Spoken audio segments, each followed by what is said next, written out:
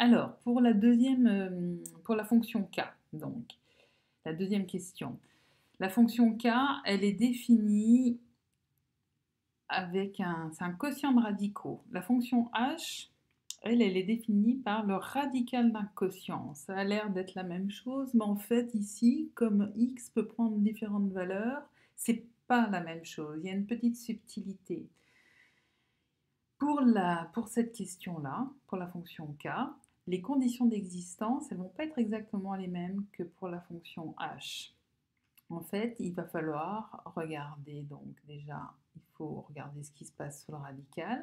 Donc la première question, là, il faut qu'on regarde, il faut que 8x carré moins 3x moins 5 soit supérieur ou égal à 0. Et il faut aussi que ce qui est sous ce radical soit supérieur ou égal à 0. Et comme ce radical, il est au dénominateur, il faut aussi qu'il soit non nul. Donc, en fait, il faut qu'on ait 2 moins 7x strictement positif, et 8x carré moins 3x moins 5 supérieur ou égal à 0. Ça, c'est les conditions pour la fonction k, donc pour les conditions d'existence pour la question 2. Donc, c'est ce qui est marqué ici. 2 moins 7x strictement positif et 8x carré moins 3x moins 5 supérieur ou égal à 0. C'est les règles qu'on a vues précédemment. Hein. Règle 1 pour le dénominateur non nul, règle 2 pour les radicaux positifs. Alors, on doit avoir ces deux conditions. Donc en fait ici, ce qui nous intéresse, c'est le signe de 2 moins 7x et le signe de 8x carré moins 3x moins 5. Et on a déjà étudié les signes de ces deux expressions pour la question 1. Donc, comme tu fais la question 2 après la question 1, bah, tu vas pouvoir faire un tableau. Tu l'as déjà. Tu vas utiliser celui que tu as fait la question 1. Et en fait, dans ce tableau-là, en plus, tu vois que tu n'as même pas besoin de la dernière ligne du tableau. Ce signe-là, tu t'en moques. Donc, si on t'avait demandé seulement la fonction, d'étudier le domaine de définition de la fonction k, tu aurais fait un tableau avec juste ces trois lignes-là. Tu n'aurais pas eu besoin de faire cette ligne. Et donc là, on utilise ces deux lignes avec le signe de 8x carré moins 3x moins 5. Ok. Et puis le signe de 2 moins 7x. On a un et, donc il faut que ces deux conditions soient vérifiées en même temps. Et donc, on va prendre les valeurs de x qui nous permettent d'avoir ceci strictement positif et en même temps ceci supérieur ou égal à 0. Donc on part de moins l'infini, là ça va, puisqu'on a un plus et un plus sur les deux lignes. On arrive ici, on a le droit de prendre moins 5 huitièmes, puisque ça correspond à un 0 sur cette ligne-là.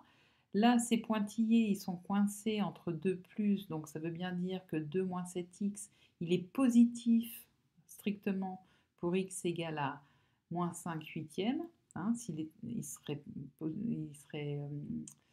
pourrait être nul, mais à ce compte-là, on aurait un 0 à la place des pointillés. Donc on peut prendre moins 5 huitièmes. C'est pour ça qu'ici, hop, on a notre crochet qui va tourner vers l'extérieur, moins l'infini, moins 5 huitièmes avec le crochet tourné vers l'intérieur. Et puis après, on se rend compte qu'ici, il n'y a plus rien de marqué, parce que à partir de x qui est strictement plus grand que moins 5 huitièmes, eh bien, on ne peut pas prendre cette partie-là, puisqu'on a un signe moins, ici. Donc 8x carré moins 3x moins 5 est négatif. On ne peut pas prendre 2 septièmes, parce qu'on a 2 moins 7x qui vaut 0. On ne peut pas prendre les réels qui sont compris entre 2 septièmes et 1 parce qu'on a un signe moins. On ne peut pas prendre x égale à 1 parce qu'ici on a ces pointillés qui sont coincés entre deux signes moins, donc ça veut dire que pour x égale à 1, 2 moins septième, mais c'est pas possible ça, 2 moins septième est négatif. Et on ne peut pas prendre les x qui sont plus grands que 1 parce qu'on a 2 moins 7x qui est négatif. Et donc c'est pour ça que dans le domaine de k, eh ben, on se retrouve avec uniquement cet intervalle. Et puis pour les 0 de k, eh ben, il faut qu'on trouve pour quelle valeur de x k de x est égal à 0. On a une fraction est nulle si le numérateur est nul. Donc on regarde juste j'accepte ce radical.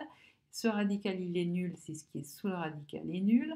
Et donc, on sait qu'on a comme valeur moins 5 huitièmes et 1, pour lesquels, les valeurs de x pour lesquelles cette expression vaut 0. Et on regarde, comme moins 5 huitièmes est bien dans le domaine de k, c'est bien un 0 de k. Mais comme 1 n'est pas dans le domaine de k, bah, cette valeur, elle a rejeté. Et du coup, l'ensemble des zéros de k, il se réduit à un seul élément, un ensemble à un seul élément qui est moins 5 huitièmes. Donc voilà pour cette deuxième question. Désolée pour le bruit des grillons. Et merci de m'avoir écouté jusqu'au bout. Voilà, voilà.